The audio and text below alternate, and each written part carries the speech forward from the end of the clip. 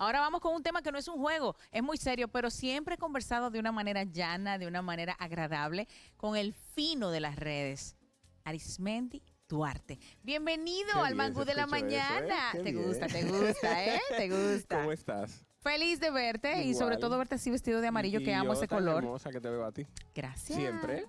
Humildemente. Estamos muy humildemente. felices aquí de compartir con toda la teleaudiencia del Mangú y siempre trayendo temas importantes, pero como tú lo dices, bajado a la realidad, porque a veces esos temas se pueden tornar aéreos cuando la gente está en su casa y no sabe cómo manejarlos, pero creo que aportamos luz de una manera más relajada, más sencilla, así. más directa, para que la gente pueda aprender en su casa y pueda tener mejores resultados y conocimiento. Así es, Arismendi.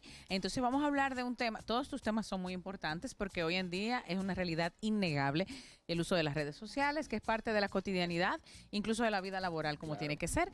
Y vamos a hablar, según tú, ¿no? El tema que nos has traído con estos podcasts que están tan en la palestra. ¿Cómo pasar de las redes sociales a los podcasts? Importante, porque la realidad es que se ha convertido en nuestro diario vivir, en nuestro pan de cada día. Ya el podcast es una realidad que la gente cualquiera puede tener la apertura a una comunicación digital mucho más abierta. Entonces, ¿cómo hacer esa transición para que realmente pueda ser efectivo? Lo primero es que tenemos que saber si realmente tenemos una comunidad creada en Instagram. O sea que antes de iniciar con el podcast, lo ideal es tener una comunidad creada. Es bueno tener una comunidad porque es la única manera de tú mandar tráfico hacia YouTube, por ejemplo, o hacia Spotify, donde lo estés proyectando y pueda tener un resultado mayor. Porque, por ejemplo, imagínate que a mí no me conozca nadie, yo no tenga nadie que siga mis redes ni nada, y yo hago un podcast. ¿Quién lo va a ver? O sea, ¿cómo lo promociono? ¿Cómo lo hago? Entonces es importante tener una comunidad creada que ya entienda y que tú tengas el nicho definido. O sea, que esas son las dos cosas importantes. Tener el nicho definido para saber a quién va dirigido y saber cuál es la temática de ese podcast. Porque por ejemplo, un médico estético posiblemente no tiene que hablar necesariamente de botox y relleno, pero puede hablarle al público objetivo, que son las mujeres de 40 años, de 30, 50 años, que son las que consumen su servicio. Exactamente. Entonces, esa gente tú le estás aportando valor, pero a la larga te estás vendiendo igualmente. Exacto. O sea, tiene un objetivo directamente proporcional porque permite que la gente conecte desde otra dinámica que no sea solamente de trabajo y que pueda verte desde ese resultado. ¿Y cuál es el objetivo de ese podcast? O sea, ¿por qué lo estoy haciendo? ¿Es porque está en boga y simplemente quiero tener un podcast? ¿O porque realmente quiero comenzar a monetizar eso? ¿O porque quiero llevar el tráfico de mi comunidad para aportarle valor? O sea, puede ser que ese médico estético tiene ese público de 30 a 50 años y quiere hablar de la menopausia, de diferentes cosas que tienen que ver con ese sentido que tiene esa comunidad y esa edad. Y la gente ni siquiera le estás vendiendo directamente, le estás aportando valor, pero al mismo tiempo esa comunidad te ve como la referencia al momento de identificar un médico para que haga un trabajo, porque Así de una mismo. forma u otra le has ayudado y le has aportado en otros temas, no solo de venta. Eso es cierto. Y ahí es que mucha gente se pierde. Pero luego que hacemos ese cambio y que ya estamos en el podcast, ¿cuáles elementos tenemos que tener en cuenta? A ver, ¿cuáles elementos a tener en El cuenta? tono de comunicación. El tono de es importante. comunicación. O sea, debo saber, si sé que voy a un público de 30 a 50 años, tengo que saber cómo me voy a comunicar con ellos, cuál es la forma de hablarles, porque no es lo mismo, por ejemplo, hablarle a un público de 15 a 20 años en un podcast, que es un grupo joven, fresco, dinámico, que necesita una forma diferente de Es cómo cierto. proyectarse en ese tono. Entonces, cierto. es importante tener claro cuál es el tono de comunicación y va a depender perfectamente de la comunidad a la que voy dirigido. Importantísimo, elementos técnicos.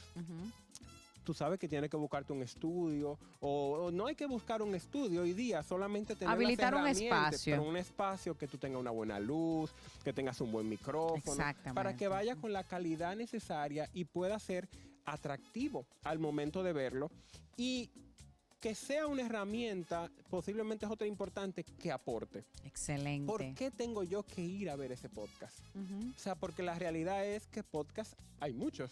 Sí, hay mucha sobre gente todo haciendo ahora. cosas, pero ¿qué tú me estás dando a mí para que yo vaya a conocer allí y que yo me traslade desde Instagram a ir a YouTube, a buscar ese link y verte?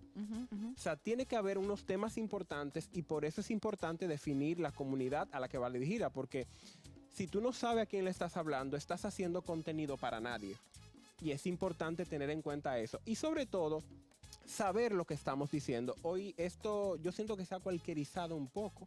Claramente ha abierto una oportunidad de comunicación a mucha gente que no puede estar en televisión, Exactamente. que no ha podido tener ese sueño y que muchas veces la televisión se vio difícil para entrar y que no todos han tenido esa oportunidad y también no hay espacio para todos porque son canales limitados. Pero creo que esta oportunidad ha abierto una gran ventana que siento que se ha medio cualquierizado, porque como tienes la oportunidad de cualquiera hacer un podcast, también no se filtra la calidad. Exactamente. Y ahí está todo lo que está sucediendo, que hay programas de radio, obviamente convertidos prácticamente en podcast, y sucede una serie de cosas que tú realmente no entiendes si realmente es cómo se puede filtrar y cómo se puede trabajar esa parte.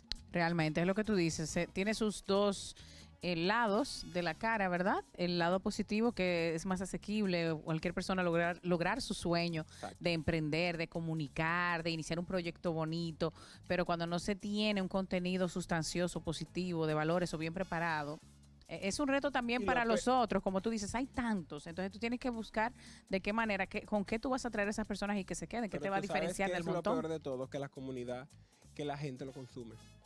Y ahí es que está la mayor problemática del éxito que han tenido este tipo de plataformas, porque la gente lo consume y realmente hay una persona que está creando un contenido que no está velando por los valores, por la forma bien de hacerlo, sino que está enfocado en la monetización. O sea, cuando tu enfoque es tan directo en monetización, perfectamente tú vas a aprovechar la plataforma y hacer todo lo que está sucediendo, que te quedas asombrado cuando hay tanta gente que tiene acceso a internet como niños, tus hijos ven el internet y ven una serie de cosas que tal vez no están en la edad para verlo. Y ahí comienza el problema. Entonces creo que también es una forma de educar quien crea el podcast, pero también cómo la población puede cada día exigir otra cosa. Porque mientras esté consumiendo lo que está pasando, va a seguir sucediendo. Es cierto.